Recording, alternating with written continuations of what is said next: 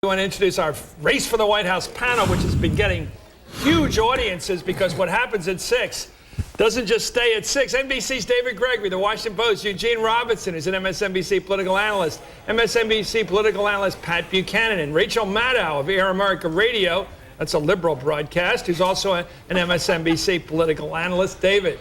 It's all true, David. Chris, thank you. Thank you indeed very much. All right, panel.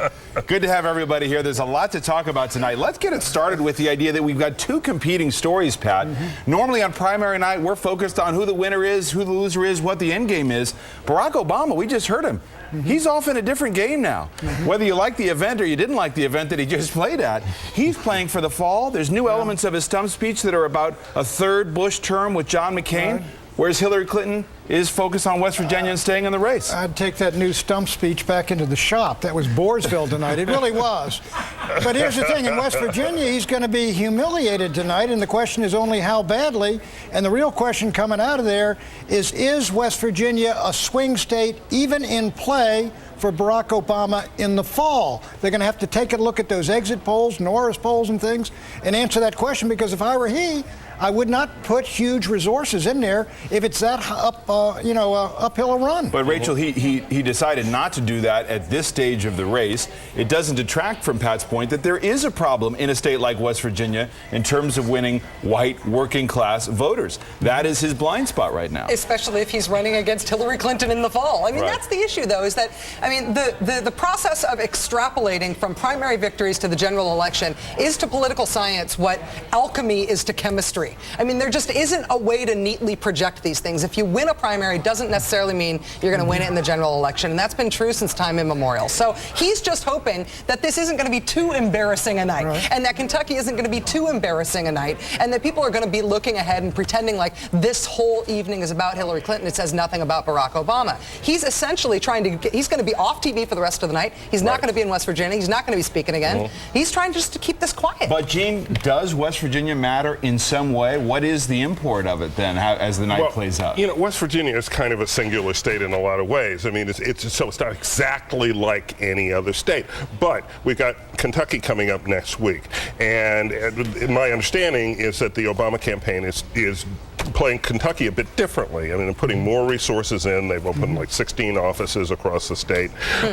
So in a sense, it's kind of like a laboratory. I mean, they didn't contest West Virginia very, very much. He just did a flyby.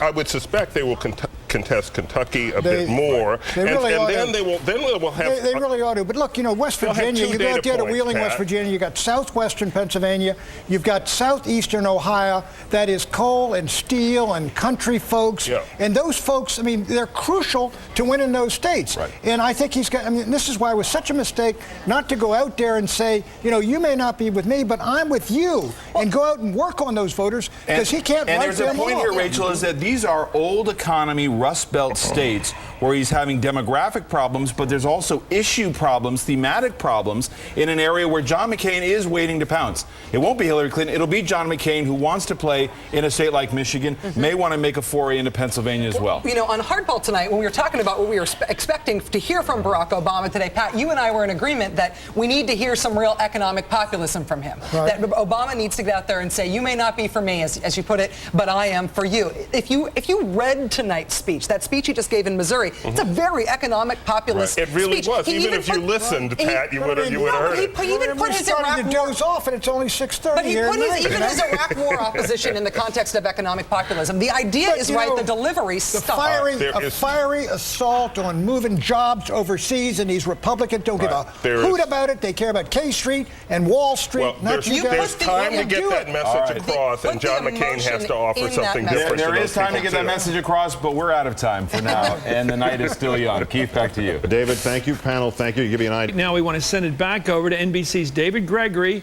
and his Race for the White House panel. David. Chris, thank you very much. One big factor panel that we've been looking at tonight in some of the exit polling are feelings about Reverend Wright. That's one issue. And then John Hagee, who has apologized today for the comments that he's made about the Catholic Church. First, Reverend Wright, Pat Buchanan, 51% saying in exit polls that they believe that Obama definitely shares or kind of shares the views of his former pastor, Reverend Wright. The key factor here, this is a big Clinton state. but a lot of people don't know him there. He's got work to do if he wants to make a real play there for the fall. Oh, he's got an enormous amount of work to do if he loses this very badly tonight. And David, I would tell him, frankly, he should have been in there. He should have been working it harder. And if he really gets beaten badly tonight, I would take a hard look at whether I put my resources in there. And you got to concede some states to the Republicans. He can win Pennsylvania. He's got to win Pennsylvania and Ohio and Michigan. He's in real trouble in Florida. I would really hesitate putting a lot of funds and resources in there unless he's got Hillary on the ticket, frankly. Unless, Gene, Hillary on the ticket, maybe it's an Ed Rendell on the ticket, somebody who makes a play for that constituency that he's going to have a hard time with. Yeah, I mean, clearly he did not connect with voters, or we believe he did not connect with voters in West Virginia. He didn't really make the attempt. He did make the attempt in Pennsylvania. Well, he did make the attempt in Pennsylvania. I think he's going to make much more of an attempt next week in Kentucky. Yeah. We'll see how that goes. But I got to agree with Pat that if the choice is this kind of futile campaigning in West Virginia versus trying to win Florida, go to Florida and spend time there. I mean, I don't know why we should think it's futile, though. I mean, if you look at the voting history of West Virginia, yeah, they are Bush Republicans, but before they voted for George W. Bush in 2004, they were Democrat all the way back. They've also elected people like Jay Rockefeller. I mean, the idea of Democrats carrying West Virginia has only been weird since George Bush was assuming that Obama is going to run even like a Clinton kind of centrist Democrat. Look at the numbers, for heaven's sakes. You look at these numbers, and you know what they say? Don't come in here to West Virginia. Yeah. That's what they say if you're running against Hillary Clinton. They don't necessarily say that if you're running against John McCain. You got 9 weeks of campaigning after your convention. You're going to tell me you're going to go roll and take a bus through West Virginia? Yeah. That's nuts. At this point, Barack Obama looks like he's going to have enough money to compete everywhere. All right, let me move on. I want to move on, Rachel. Reverend John Hagee, again, he apologizes today for calling the Catholic Church the great whore, for making other statements. What has he said? What does it mean? What has been left unsaid? The John Hagee issue, I think, has been almost bizarrely mishandled by John McCain, because McCain has said both that it was a mistake to get the endorsement, but he's happy to have it. He also has sort of denied having sought out the endorsement, making it seem like he was the passive recipient of it, which he was not. The problem with Hagee is that he's not just said those horrible things about the Catholic Church. He also said that God sent Katrina to New Orleans as a curse because New Orleans liked gay people too much. He said that God is going to send terrorists to make blood run through the streets of the United States unless the U.S. follows his Israel policy. McCain needs to divorce himself from this. All right, we're going to revisit this issue as the night wears on. Now we're going to pass it back to you guys. All right, David Gregory, thank you.